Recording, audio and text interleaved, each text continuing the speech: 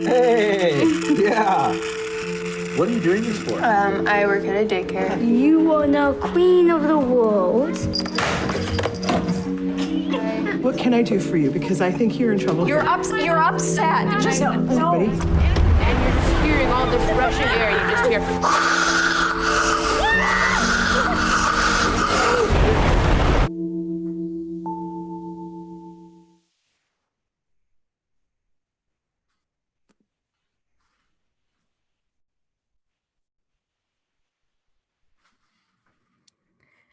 Hello and welcome to Curzon Living Room, an ongoing session of live Q&A events on Curzon Home Cinema.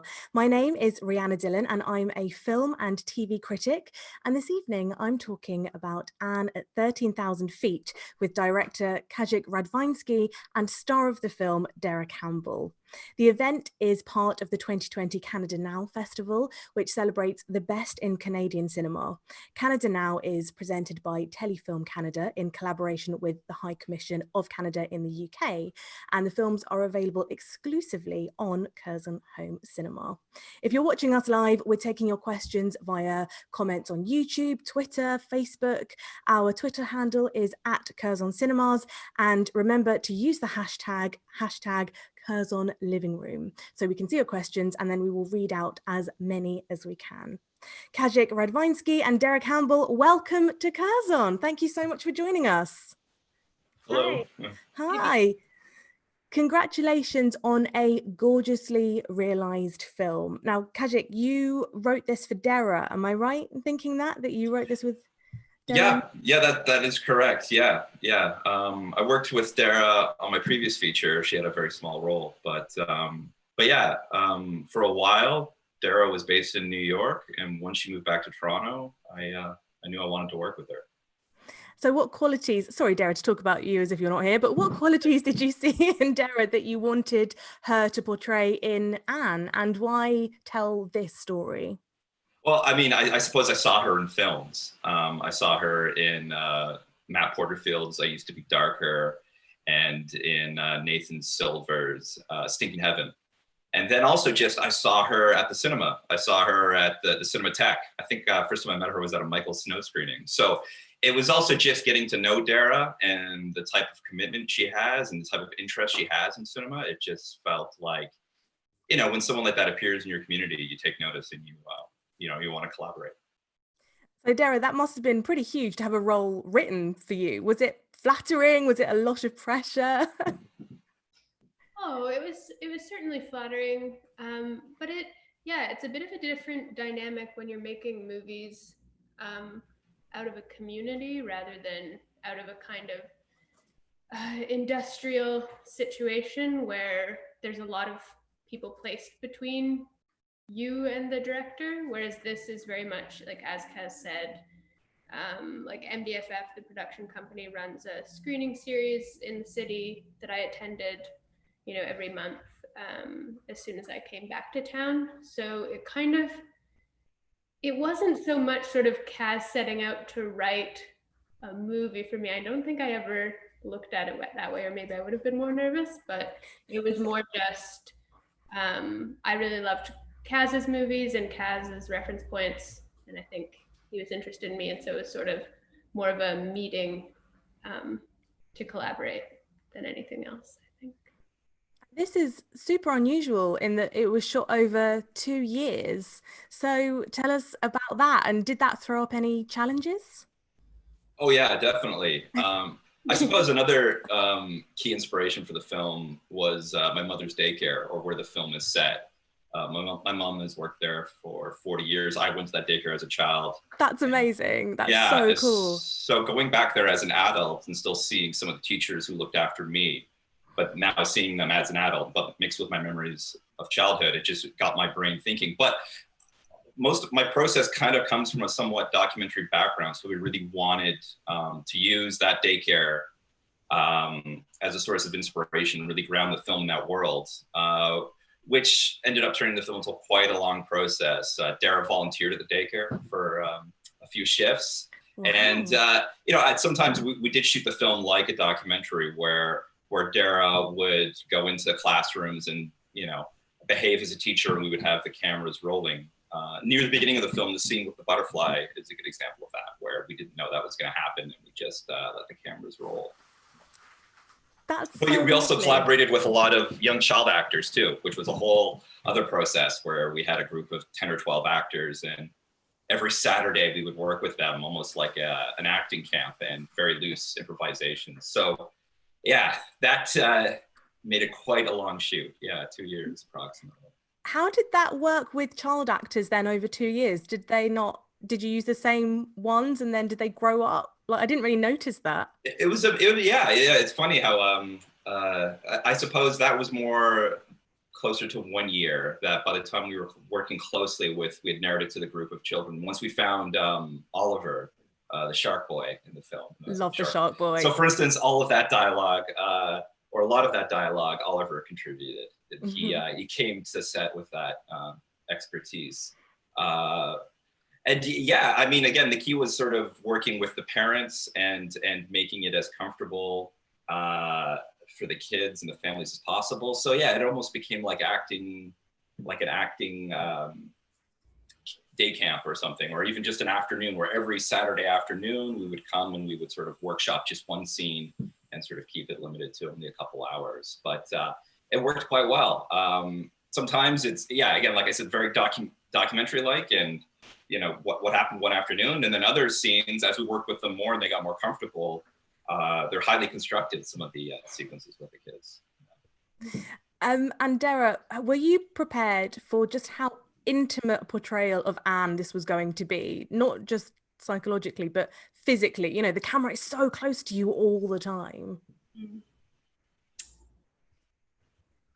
Yeah, I mean, I was really moved the first time I saw the film, because I feel like I didn't completely just make a decision about who this person was.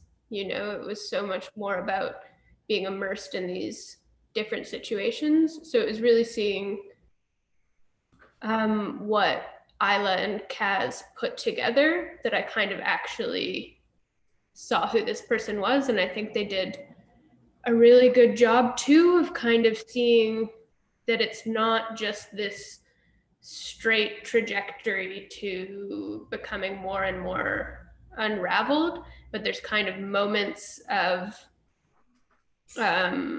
mania and moments of exhaustion, and you really actually kind of just see this internal struggle. And yeah, I think that's a bit unique to the character and maybe to the structure of the film as well. We've already had a question come in, Simone from London, who loved the movie, and she asks, Deragh, did you do your own stunts? And I'm assuming she means the falling out of the plane, the pretty big stunt.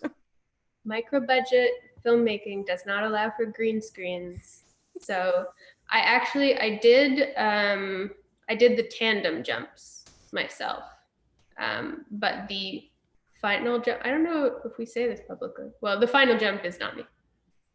Yeah, okay. And how did you find the tandem jumps? Oh yeah, no, it was really, really scary. It's so frightening to watch. I did the jump once as well. Yeah, the first thing we shot was the jump. That was the first day of shooting. Really? So Deragh and I talked about it for a while. It was very hard to shoot, or we didn't know how to shoot it. So, but yeah, Deragh agreed to jump out of the plane, and we filmed it. But when I looked at the footage with Nikolai, the DP on the film, we didn't like the footage, but it didn't quite work, the camera that we used, but we didn't have the heart to tell that to Deragh. So I decided to jump out of the plane, and we did a few camera tests on me. So I jumped out of the plane for the first time, and then we showed that footage to Deragh, and she agreed to jump out of the plane again. You're a brave woman. Yeah, I don't know though. It almost felt like a kind of extension of whatever I can call an acting philosophy, in that you kind of, you put yourself in a situation, and whatever your reaction is becomes sort of part of the characterization. So you're really building this character as you go through putting different circumstances into motion that make you uninhibited, which I think Az is really good at too, at like,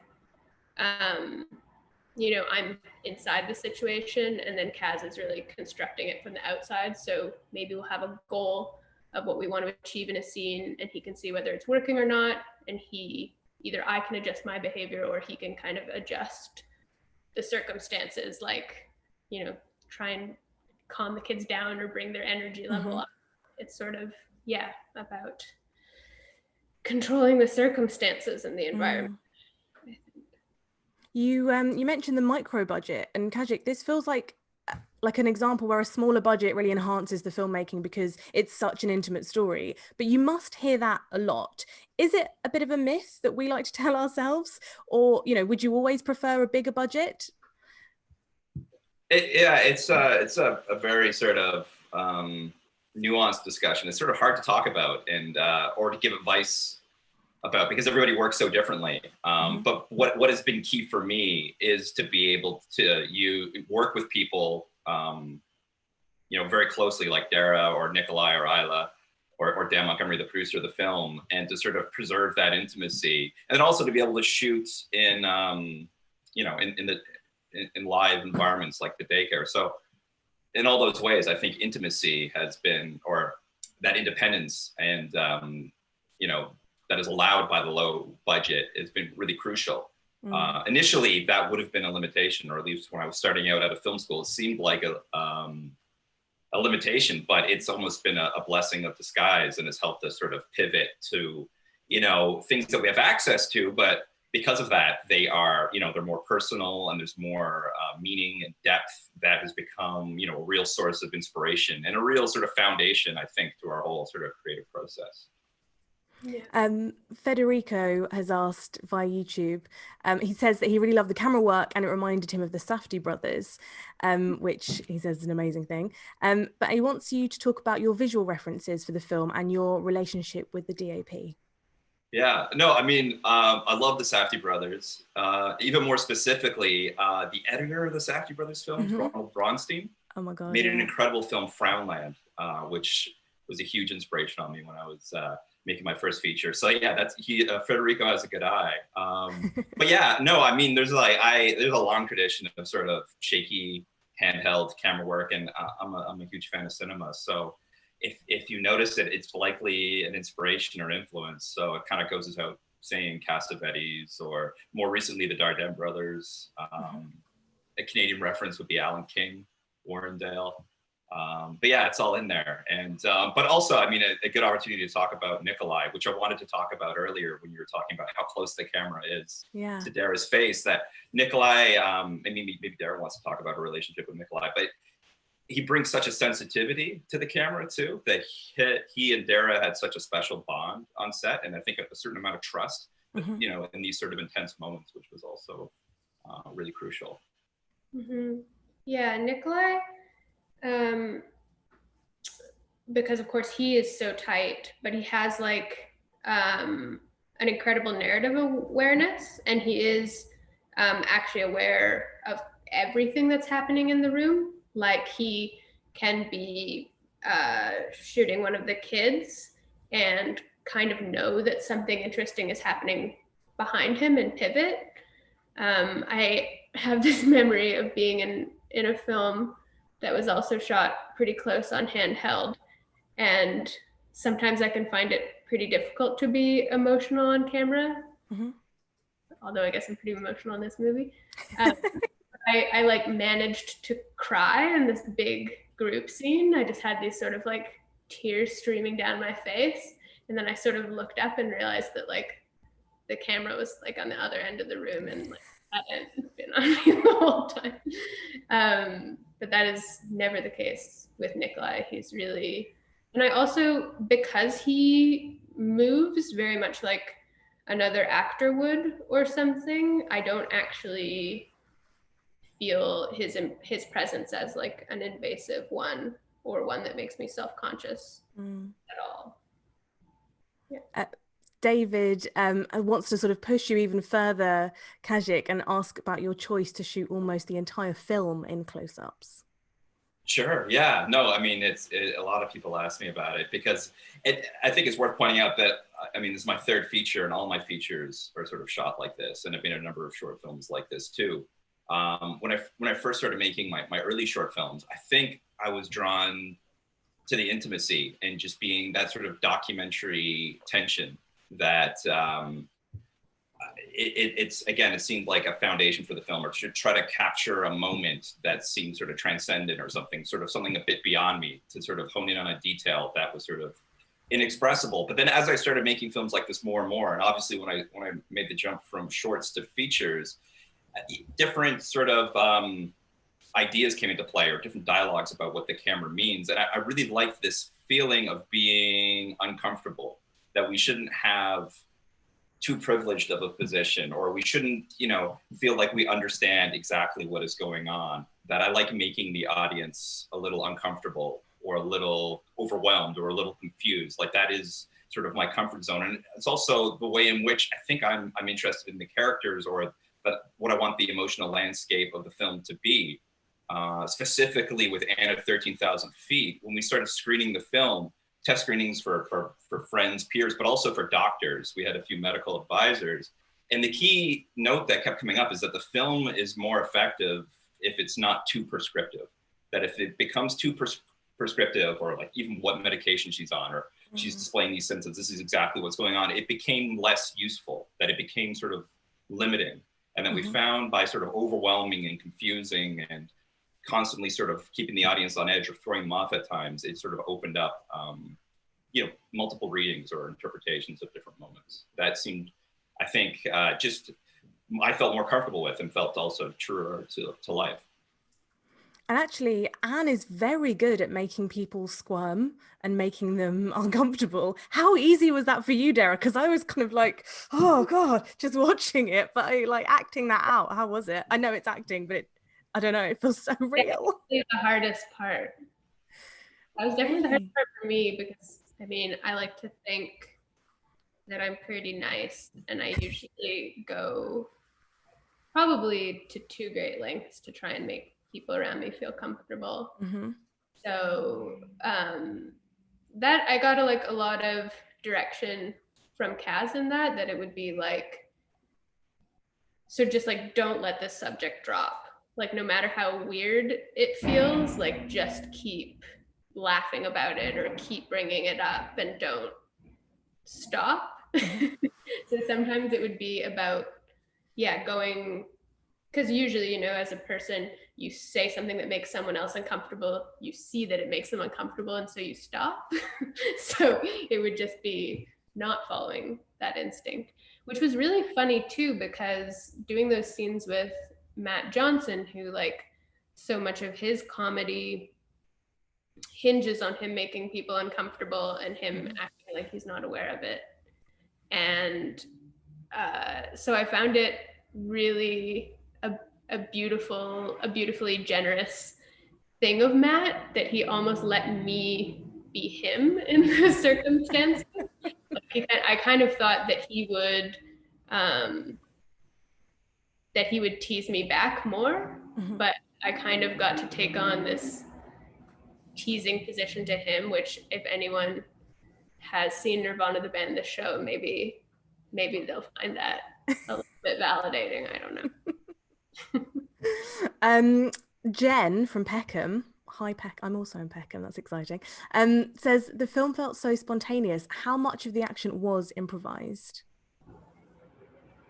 Yeah, a mixture. Yeah, so some of it was very scripted, and then some of it was totally improvised. And I suppose another thing worth pointing out too, just in terms of the nature of improvisation, we're always looking for, found dialogue, or sort of little moments like that. But in a funny way, also, just we're working on the film for 2 years and editing it throughout. So we're learning from the footage and sort of basing the improvisations off what has worked in other scenes. But there was a script. I showed Deragh a script before we made the film. So it's interesting. I'm trying to think back to what was on the page and what we ended up with. Yeah. It is, I think, I mean, how do you feel, Deragh? Is it still essentially what was on the page, or did it change a lot? We were talking about Matt quite a bit. Matt ended up in the film quite a bit more than he was in the script. Yeah, because Matt and I had so much fun together. Like, I think what, like, some of my scenes with Matt ended up being some of my favorites, just because I can be like a little bit of a low energy person. And so when Matt comes in and he's so much more high energy, it sort of, I think, brought me up a little bit. Yeah, it's funny. Like, I feel like we didn't have the script on set a lot or anything, and that it would be funny to look at the script now and see what is there and what diverges. But I guess it really is when you're in the scene kind of searching for an authentic moment, and sometimes that is pushing to try and get the thing that you'd written, and other times it's being like, okay, this doesn't work, and moving on and looking for something else. So yeah, I think it's, which actually, like, everyone talks about Cassavetes for his improvisation, but it actually, like, his entire philosophy was by utilizing the script and improvisation kind of together and moving back and forth, that you actually discover the moment. And Kazik, working with your editor, Isla, you said that you got more experimental on this than you had on your previous collaborations. So can you talk a little bit about that? Oh yeah, definitely. In particular, I suppose the opening of the film, which sort of juxtaposes scenes and intercuts different sequences, which is something I hadn't done before. That definitely wasn't on paper, and that was you know, as we're screening the film for people, it felt we kept going in that direction. Again, sort of what I was talking about earlier, this idea of overwhelming the audience and to sort of steer them in the right direction. That we were worried because the way in which I'd written the film or the way in which it was opening, it felt like it was sort of setting up the audience for a sort of like, what bad is going to happen to Deragh now, or that there was going to be some sort of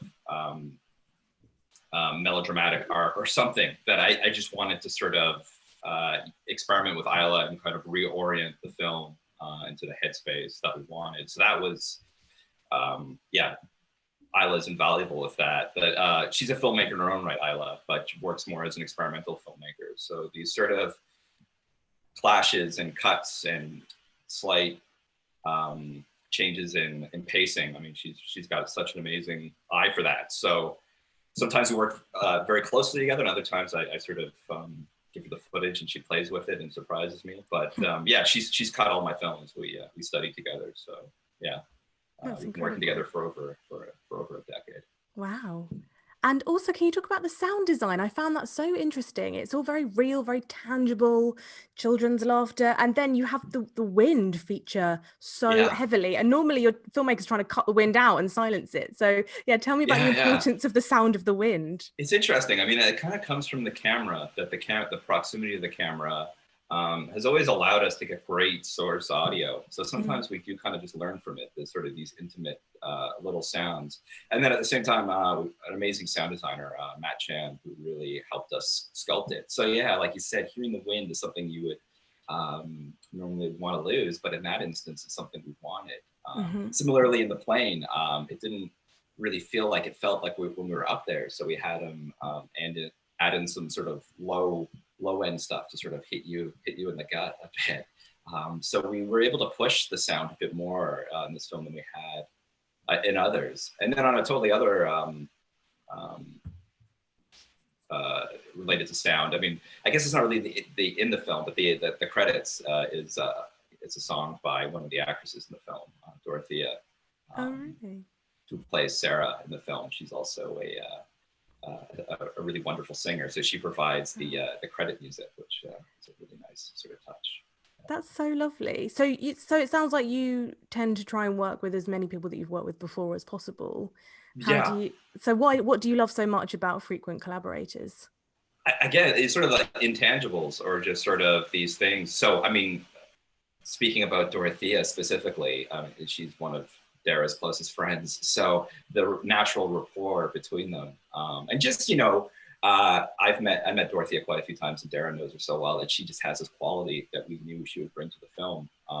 Just her presence is something we wanted. So yeah, I think that's one of the key things. But yeah, I talked about how the daycare was my mom's daycare. I forgot to put in that my mom is in the film. She plays the supervisor in the film. Oh, so initially she was there just as a consultant, and I quickly realized that maybe we should just have her act in the scene, that she's doing such a good job with her advice. So yeah, lots of little things like that find their way in. That's very cool. Deragh, since becoming a filmmaker yourself with MS Slavic 7, which was only kind of came out last year, has that changed the way that you work at all, like as an actor? Do you see it more as a whole, the process? No, I don't think it. I mean, I think that MS Slavic 7 and at 13,000 feet. I mean, I had a really nice year last year promoting those two films, and I think it has changed how I think about acting, in that I like the idea of not being too sort of psychological about it, like allowing there to be like knowing that you absorb a lot subconsciously, and the more you can be present and the more you can pay attention to the things going on around you, I think the less kind of rigid your face and your body are, and the more that you express and give away. And if you sometimes, I mean, because I'm not a trained actor, if I were a trained actor, maybe I could make more complicated decisions or something. But as it is, I feel like if I made decisions too firmly, it would maybe flatten the character or something. And part of that might have been through being involved in the editing of MS Slavic 7. I could observe myself a lot, and I could see when I was giving a lot away and when I wasn't. And so I think maybe that just gives me a bit more trust in the idea of being unself-conscious. And then if you have a good director and good editors, that they can then help form that into a tangible human being. What did you love most about, you know, you were dipping in and out of this character for over 2 years. What did you love the most about returning to Anne, about locating her? Returning to her, I guess her sense of play and mischievousness. Yeah. That she's almost always trying to find a way to entertain herself, and to be close to people. Like, I think even when she's being kind of insensitive, her main sort of driving desire, I think, is to be close to people and to show them affection and be loved as well. I mean, maybe that's not too different than any human being. But I liked her. I find her charming. She is. She's very charming. Anna, we've got to draw it to a close soon, but I just wanted to ask, because I love the metaphorical and literal interpretation of the title. So, Kazik, why skydiving, and what did you feel it represented when you were writing the script? Yeah, I mean, it was the first scene we shot, and I feel like that kind of explains it. Or for me, if I really try to think why we went for that, is we wanted a moment like that for the character. So I think for the character itself, perhaps there's something, you know, adventurous but also grounding of the act. And I think even within our filmmaking process, it was maybe a similar feeling of this kind of this leap.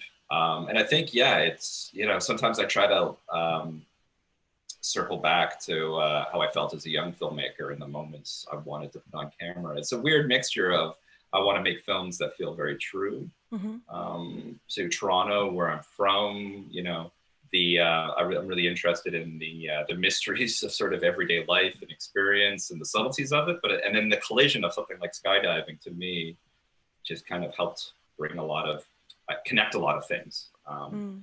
Yeah. And Deragh, what do you think that Anne finds in herself when she's high in the sky, considering you had to go through that too? Oh, I mean, one of my favorite scenes in the film is actually when she's in the circle of skydiving instructors smoking the vape. Yeah.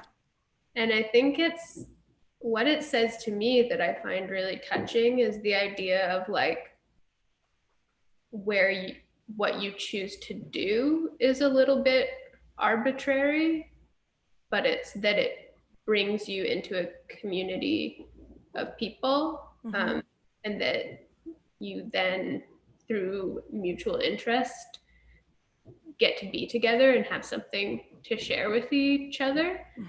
Part of me kind of thinks that Anne doesn't even really like skydiving, but just that she found it, stuck with it, to be close to those adrenaline junkies, you know.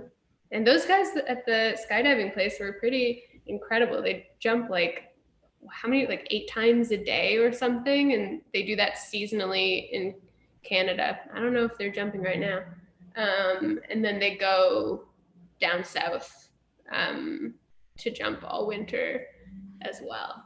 And sometimes on their day off, they come in and go jumping. So it's a lifestyle. It's an incredible lifestyle. We are going to have to leave it there, unfortunately. I want to thank Canada Now for making tonight's event very real and possible. And most of all, to thank our guests tonight, Kazik Radwanski and Deragh Campbell. Thank you so much for joining us. Anne at 13,000 Feet is available now to stream on Curzon Home Cinema until this Thursday, the 9th of July. And if you enjoyed the film and this event, I hope you did, please tell your friends and let them know this wonderful film is available. Canada Now Festival continues to the end of the month.